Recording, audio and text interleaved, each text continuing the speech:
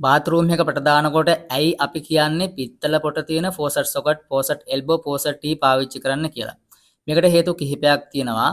එක හේතුවක් තමයි බාත්රූම් එකක් පරණ බාත්රූම් එකක ඇන්ගල් වෑල් හරි ටැප් හරි ෂවර් හරි දෝෂයකට ලක් වුණොත් අලුත් එකක් රීප්ලේස් කරනකොට නැවත අපි මේකට තමයි අපි සවි කරන්නේ.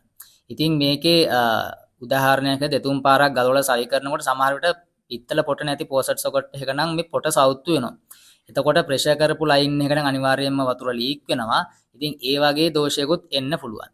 අනිත් හේතුව තමයි ට්‍රෙඩ් සීල් වැඩිපුර දාලා සමහර ටෙක්නීෂියන්ලා මේ පිත්තල පොට තියෙන නැති ෆෝසට් සොකට් වලට ඇන්ගල් වෑල් එකක් උදාහරණයක් විදිහට ඇන්ගල් වෑල් එකක් අපි තද කරොත් පිත්තල පොට නැති එකකට තද කරොත් අනිවාර්යයෙන් මෙතනින් පැලෙන්න පුළුවන්. මොකද මේවා PVC හින්දා. එහෙම පැලුනොත් අනිවාර්යයෙන්ම වලට සිද්ධ වෙනවා ටයිල් එක කඩලා අලුතෙන් ෆෝසට් සොකට් එකක් හරි ෆෝසට් එල්බෝ එකක් හරි අදාළ ෆෝසට් සොකට් එක සවි කරන්න. ඉතින් අනිවාර්යයෙන්ම ටයිල් එක කඩන්න වෙන හින්දා ඒක ලොකු රිපෙයාර් එකක් වෙනවා. ඉතින් ඒ වගේ ආරක්ෂා වෙන්න අනිවාර්යයෙන්ම මේ වගේ පිත්තල පොට තියෙන ෆෝසට් සොකට් ෆෝසට් එල්බෝ පාවිච්චි කරන්න කියලා අනිවාර්යයෙන්ම ඔයාලගේ බාත්රූම් එක ප්ලම්බින් කරන ටෙක්නීෂියන්ට නැත්නම් ජනල කාර්මික ශිල්පියට එක මතක් කරන්න අනිවාර්යයෙන්ම.